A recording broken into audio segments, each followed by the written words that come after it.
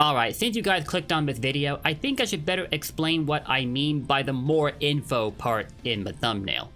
I'm not implying there's been more information shared about either the Nintendo Direct that happened earlier this week or Sonic Frontiers. Though in the case of the latter, there has been more information being shared, including in IGN's Q&A that they've done today. Rather, this video is being made to address my previous video where I talked about the reveal of 2 of the Cyberspace Stages and Sage the Ghost Girl. There were some points I made in that video that were incorrectly framed and has caused some people to misunderstand me on some things. And so I wanted to clear the air and address those misunderstandings. This shouldn't be a long video, as there's like only 2 points of interest that I want to address here, so it shouldn't be that long a video to sit through. Also keep in mind, I am responding to feedback on my last video that was shared over at TikTok and on here. No lie, I straight up got dogpiled for one of the things I talked about in my last video over at TikTok, so that was part of what prompted this video response. I don't often do this, but I have always made it clear that I want to be transparent with those who take the time out of their day to watch my videos, and that means whenever misunderstandings happen, I've got to clear the air. So, here we are. On opening my last video, people took notice of the fact that I was astonished over Sonic Frontiers being shown at a Nintendo Direct of all places. The very last place that I and many others had expected to see anything about Sonic Frontiers. But it appears people got 2 ideas from it that I hadn't anticipated. The first was that some people thought I was angry that Sonic had been shown at a Nintendo Direct when there wasn't a trace of anger in my voice. Or that I somehow didn't know that SEGA and Nintendo had practically become buddy-buddy ever since SEGA conceded the console war. To the first bit about me being angry, that is not remotely true. I wasn't the slightest bit upset that day. Was I amused? Yes. Was I shocked? Definitely. Was I angry? Not in the slightest. If anything, I was happy and excited, because that trailer we'd gotten for Frontiers that day has been the most complete trailer that we've seen thus far. It eliminates so much of the confusion that sprung up around the game since the first week of June. And frankly, this is something SEGA should have started with. That or the footage they share with SEGA Bits, one or the other. It would have made for a much better marketing campaign had they gone this route, but up until now, our primary source of information about the game came from the IGN First series, which wraps up this week. But yeah dude, I was not angry. Why would I be? So instead you might be asking, why was I so surprised? Well, I just mentioned IGN first, so there's that. Secondly, there's what we'll call the Frontiers incident from the Summer Game Fest that happened earlier this month. The conflicting messages from both SEGA and Jeff Keighley about Frontiers' involvement at the event, and then the day after, it was finally made clear as to what Jeff had meant by Frontiers being at SGF. It had a demo built there. And it became clear later on that SEGA had asked Jeff not to clarify about this until the first day in which it had been made available. Another one of SEGA's weird little embargoes they had in place for the game for reasons that I simply don't understand. So while I'm bringing that up, I would like to apologize both to Jeff Keighley and to the team working Summer Game Fest for being so critical of them during that time. If I had actually known that SEGA had asked them to stay tight-lipped about it, much of my input shared in previous videos would have been very different. But like everyone else, I can only judge based on what I see on the surface. And if it's something I don't know about, then I can't address it. This should go to show you guys that I am willing to change my stance. I'm not so rigid as to stick to just one point of view. But yeah, sorry Jeff, sorry Summer Game Fest, you guys were just doing your jobs. But yeah, after the Summer Game Fest, I became very guarded about the idea of Frontiers showing up at other events. And then Nintendo puts out their post about the Partner Direct happening the next day. And there was something I neglected to mention in my last video, that the recent Nintendo Direct that had just gone out was focused on third-party publishers, a category which SEGA falls under. But on seeing this, I was like, if SEGA shows up here, it'll probably be to advertise products other than Sonic because we already have IGN First, and people are posting their hands-on impressions through gaming outlets and such. Sonic showing up here wasn't all that likely, and then the next day, boom, there he is! Another reason that I was so surprised is because apart from Super Smash Bros. Ultimate, where Sonic is a part of a lineup, I don't think he's been a terribly common sighting in the more recent Nintendo Directs. Not since the days of Sonic Lost World and the Sonic Boom series, both of which were exclusive to Nintendo, like a larger portion of Sonic's library actually.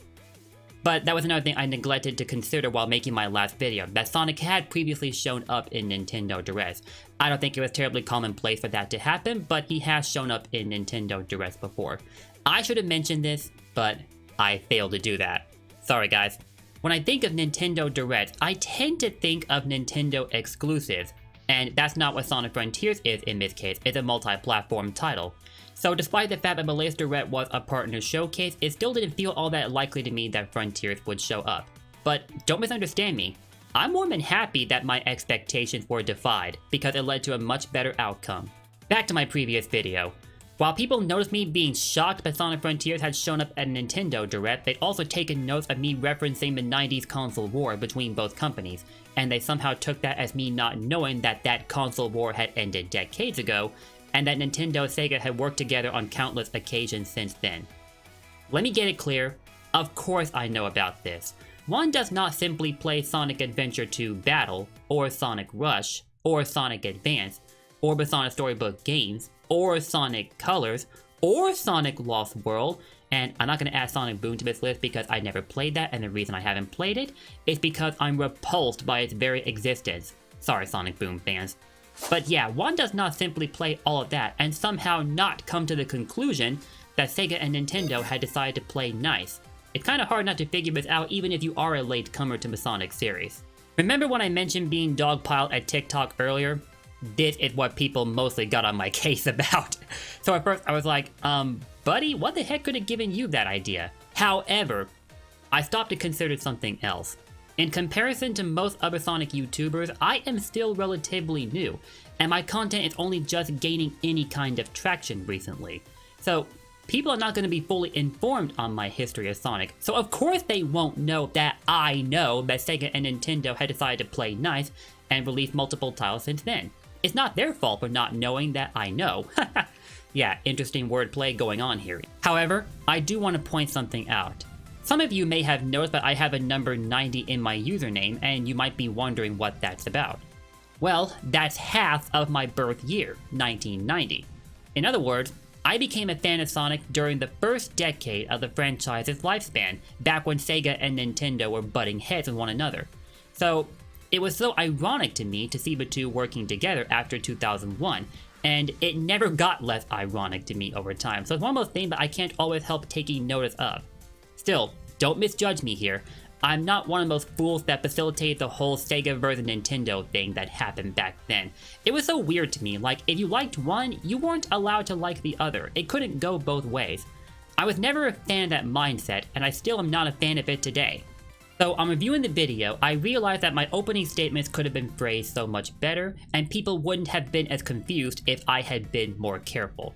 So that's on me, and I want to apologize to anybody who was confused by my last video. Just to clear the air, yes, I know Sega and Nintendo are playing nice, I know the console war ended long ago, and I'm certainly not one of those silly little Sega versus Nintendo guys. So to summarize, the reason I was so shocked that Sonic Frontiers had shown up during a Nintendo Direct was because it was the last place that I and many others had expected to see the game at all.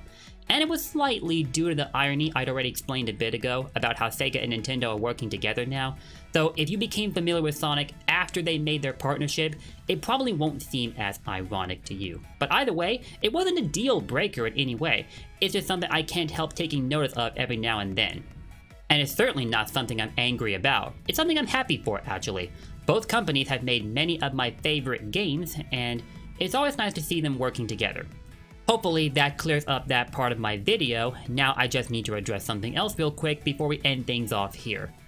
Remember the newest Cyberspace Stage we'd glimpsed yesterday? The one made entirely of intertwining highways? Yeah, that stage. The one that gave me Kingdom Hearts 4 vibes and how realistic it looked. On analyzing that stage, I'd compared to other older stages trying to find similarities. Those stages included City Escape in Sonic Adventure 2, Crisis City in Sonic 06, and Stardust Speedway in Sonic CD. But apart from the inclusion of highways, I couldn't really find anything suggesting similarities. Like sure you could say a stage having grassy textures makes it similar to Green Hill, but they can still be adjusted in a way that gives that stage its own identity separate from that of Green Hill. I don't know if I can make that case for Emerald Hill, but Angel Island is definitely a distinct stage all on its own. Regardless, I tried to make comparisons here and couldn't think of any, so I wound up calling my stage Uncharted Territory.